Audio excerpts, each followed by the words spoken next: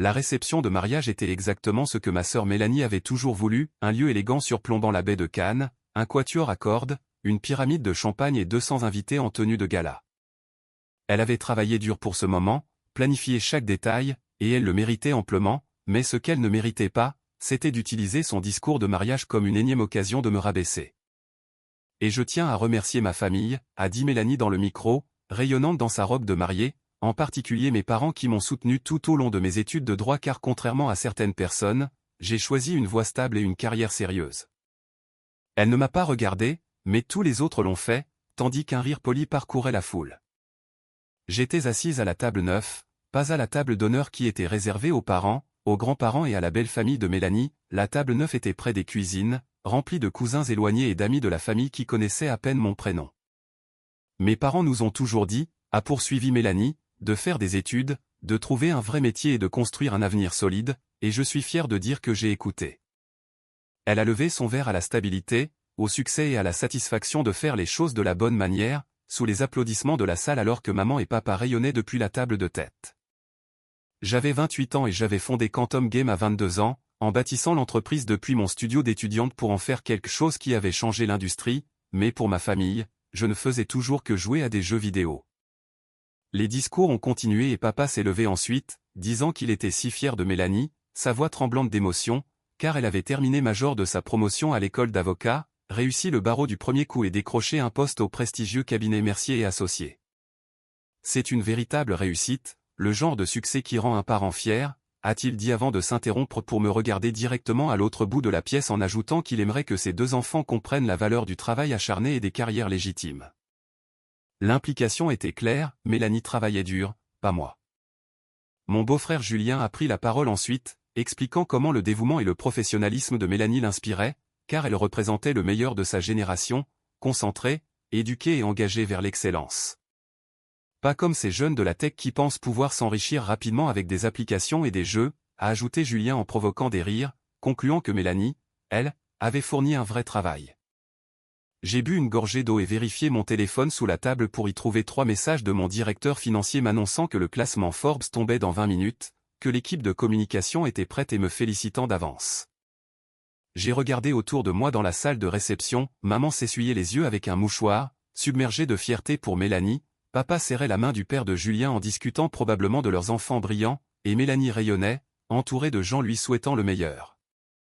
C'est alors que près de l'entrée, j'ai repéré quelqu'un que je connaissais, Catherine Chen, rédactrice en chef chez Forbes, avec qui j'avais parlé 2 fois pendant le processus de vérification pour la liste et qui m'avait dit qu'elle passerait peut-être car elle était amie avec la famille de Julien.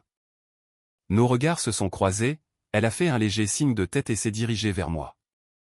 Je me suis excusé auprès de mes voisins de table qui, de toute façon, ne m'écoutaient pas, et j'ai rejoint Catherine près du bar. Alexiane, a-t-elle dit doucement, félicitations, la liste est mise en ligne dans 15 minutes. Je sais, ai-je répondu, et elle a jeté un coup d'œil vers la table d'honneur où siégeaient mes parents en devinant qu'ils n'étaient pas au courant, ajoutant que ce moment allait être mémorable.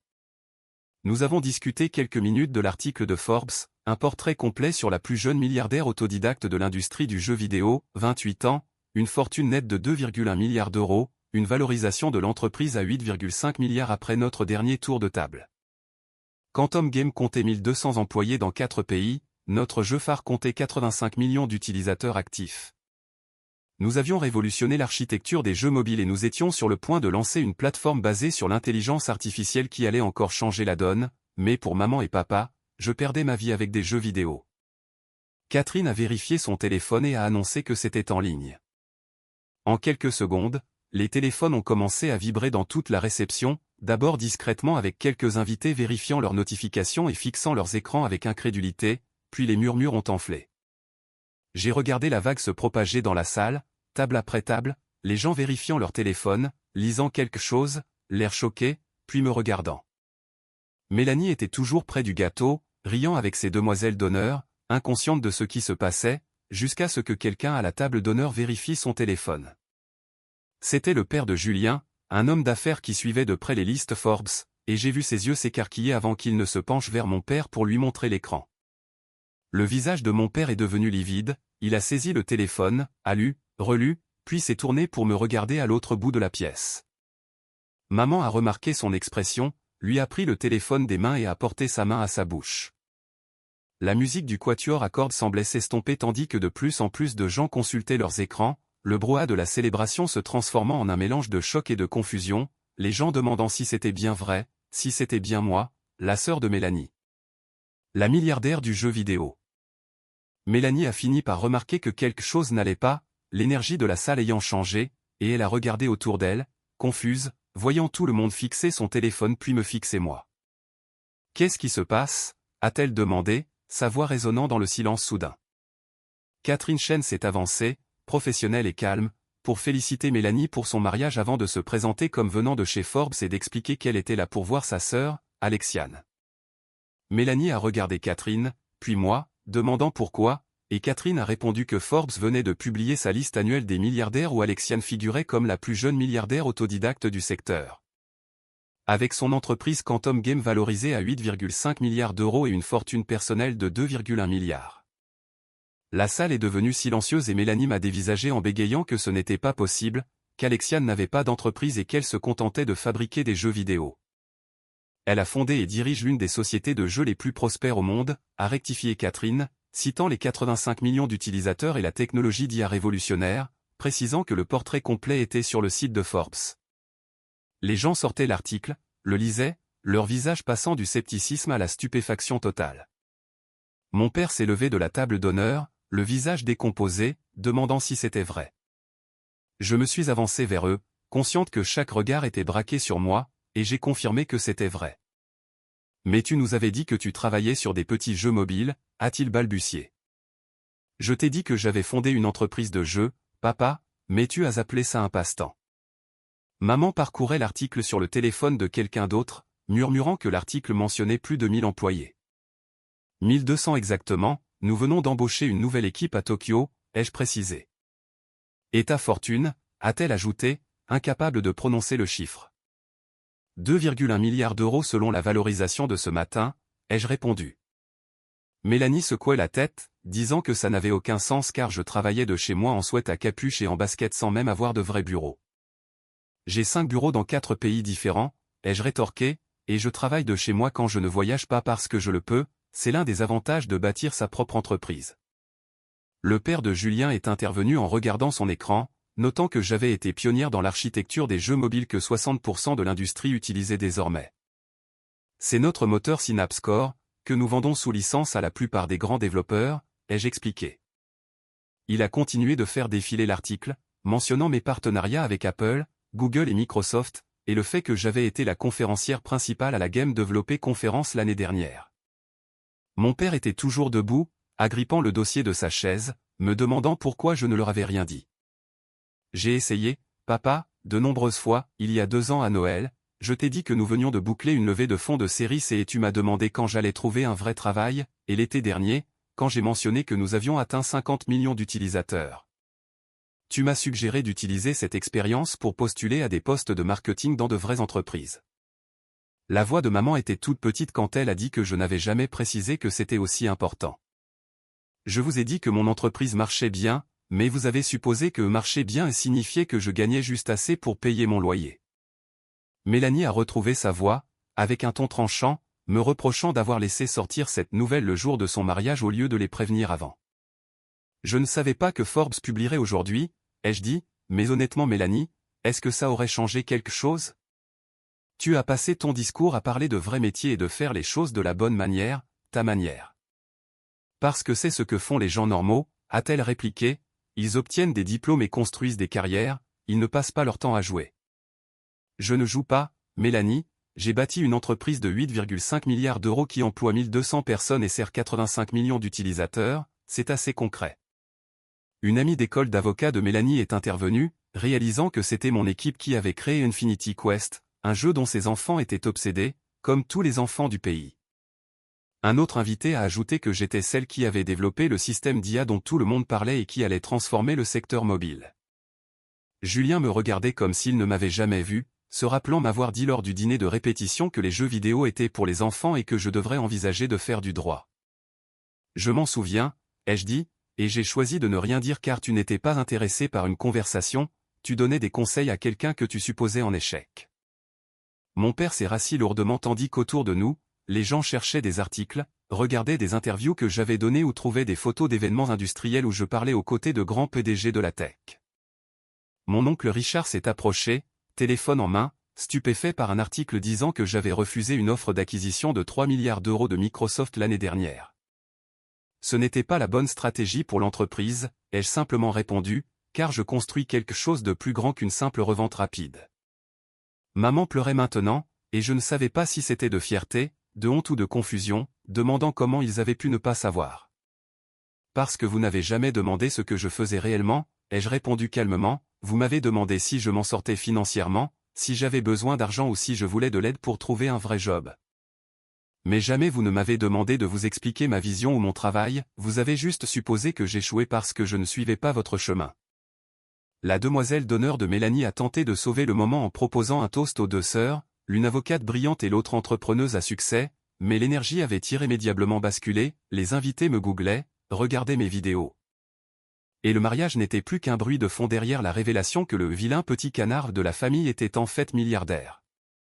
Catherine Chen s'est de nouveau approchée pour me dire que plusieurs médias demandaient des commentaires et que la chaîne BFM Business voulait savoir si j'étais disponible pour une interview le lendemain. Demain, c'est parfait, ai-je dit, et quand elle a mentionné l'intérêt pour le contraste entre la perception de ma famille et la réalité, j'ai refusé de commenter ce point. Mélanie restait pétrifiée près de son gâteau, son moment de perfection totalement gâché, et je me suis senti sincèrement désolé pour elle car c'était censé être sa journée. Je suis allé la voir pour m'excuser que cela sorte aujourd'hui sans que je l'ai planifié, mais sa voix était acide quand elle a répondu que j'avais gardé sa secret pendant des années, les laissant tous me traiter comme une ratée alors que je valais des milliards. Aurais-tu agi différemment si tu avais su, ai-je demandé, et son silence a confirmé ce que nous savions toutes les deux. La réception a traîné en longueur, mais rien n'était plus pareil, les gens m'approchaient sans cesse, certains par intérêt pour mon travail, d'autres soudainement intéressés par des opportunités d'investissement ou des stages pour leurs enfants. Mon père a essayé de me parler 3 fois, commençant toujours par dire qu'il ne savait pas ou que j'aurais dû leur dire. Maman m'a prise à part vers la fin de la soirée, me demandant de comprendre qu'il s'inquiétait juste pour moi et voulait que j'aie de la stabilité. Je vais bien, maman, je vais bien depuis 6 ans mais vous avez juste refusé de le croire, ai-je répondu, et quand elle a insisté sur le fait qu'ils ne pouvaient pas savoir, j'ai rappelé que je leur avais dit à maintes reprises mais qu'ils n'avaient pas écouté. Le père de Julien m'a coincé au bar pour me parler de l'immobilier commercial et de ses bureaux, mais je l'ai renvoyé vers mon directeur financier, comprenant que maintenant que tout le monde savait, tout le monde voulait quelque chose. Alors que la fête touchait à sa fin, j'ai retrouvé Mélanie seule un instant, fixant son gâteau de mariage, et je lui ai encore dit que j'étais désolé. Elle ne m'a pas regardé et a murmuré que le pire était que tout le monde se souviendrait de son mariage comme du jour où on a découvert que sa sœur était milliardaire, pas comme de son mariage à elle. Ce n'était pas ce que je voulais, ai-je dit, mais elle m'a enfin regardé en m'accusant d'avoir écouté toute la soirée leur discours sur le succès en sachant que je pouvais lâcher cette bombe à tout moment. Je n'ai rien lâché, Mélanie, c'est Forbes qui a publié et je n'avais aucun contrôle sur le timing, ai-je rappelé, mais tu aurais pu nous prévenir au lieu de me laisser te préparer un toast où je sous-entendais que tu étais paresseuse. Elle a tressailli quand je lui ai dit que je l'aimais, que j'étais fier de son parcours d'avocate et de ses efforts, mais qu'elle n'avait pas été capable de m'accorder la même courtoisie, supposant que parce qu'elle ne comprenait pas ce que je faisais, cela n'avait aucune valeur. Tu fabriques des jeux vidéo, a-t-elle répété, mais avec beaucoup moins de conviction. J'ai bâti une entreprise qui apporte de la joie à 85 millions de personnes, qui emploie 1200 salariés avec de bons salaires et qui a créé une technologie utilisée par toute une industrie, n'est-ce pas valable? Elle n'a pas répondu. J'ai quitté la réception plus tôt que prévu et Catherine Chen m'a accompagné jusqu'à la sortie, notant que c'était intense. Pour ce que ça vaut, m'a-t-elle dit, l'article cartonne car ton histoire de gamine sous-estimée qui bâtit un empire résonne chez beaucoup de gens. Je ne l'ai pas bâti pour leur prouver quoi que ce soit, ai-je dit, et elle a acquiescé en disant que c'est ce qui rendait la chose plus puissante. Le lendemain matin, mon téléphone a explosé de messages de cousins éloignés perdus de vue, de demandes de prêt ou d'investissement, et soudain, tout le monde voulait renouer le contact. Mélanie m'a envoyé un SMS disant que papa et maman voulaient dîner pour discuter, me demandant si je viendrais. J'ai fixé le message longtemps avant de répondre que j'avais besoin de temps. 3 jours plus tard, j'ai fait l'interview sur BFM, ils m'ont interrogé sur Quantum Game, notre technologie et notre vision, mais aussi sur ma famille. C'est compliqué, ai-je répondu, ma famille même, mais ils avaient une idée très spécifique de ce à quoi le succès devait ressembler, et comme je ne collais pas à cette image, ils ont supposé que je ne réussissais pas. Le journaliste m'a demandé si cela me peinait qu'il n'ait pas reconnu mes accomplissements, et après réflexion, j'ai admis que c'était le cas autrefois. Mais que j'avais compris que leur reconnaissance n'était pas l'essentiel, j'ai créé Quantum Game par passion et pour créer quelque chose de significatif, et que ma famille comprenne ou non ne changeait rien au travail accompli. Même si l'absence de validation de leur part m'avait appris qu'on ne peut pas attendre que les autres valident sa vision à travers leur propre prisme limité. Après la diffusion de l'interview, maman a appelé pour dire qu'ils avaient tout regardé avec papa et qu'ils reconnaissaient avoir eu tort de m'avoir ainsi dénigré et ignoré pendant des années. Elle a admis, la voix brisée, qu'ils avaient échoué en tant que parents en étant tellement convaincus que le succès ne passait que par le droit ou la médecine qu'ils n'avaient pas vu ce que je bâtissais, préférant me rejeter plutôt que d'être curieux et de poser des questions. Je suis restée silencieuse. Ton père veut te parler, Mélanie aussi, ils sont tous là, est-ce que tu peux venir, s'il te plaît? J'ai regardé par la fenêtre de mon pantouse de 6 millions d'euros, que je ne leur avais jamais mentionné, surplombant la ville. Je viendrai, ai-je dit, mais je veux que vous compreniez une chose d'abord, il ne s'agit pas d'argent, de succès ou de liste Forbes, il s'agit de respect, de me voir pour qui je suis et non pour qui vous vouliez que je sois, et si nous devons reconstruire notre relation, cela doit changer. Elle a répondu qu'elle comprenait, qu'ils comprenaient tous et qu'ils étaient enfin prêts à m'écouter vraiment. J'ai dit que je serais là ce soir et j'ai raccroché, restant un moment dans le calme. L'article de Forbes continuait de faire le tour du monde, mais rien de tout cela n'était aussi important que cette chance d'avoir enfin une vraie conversation avec ma famille. Je ne savais pas si nous pourrions réparer ce qui était brisé, mais pour la première fois en 6 ans. Ils étaient enfin prêts à me voir, et c'était un début.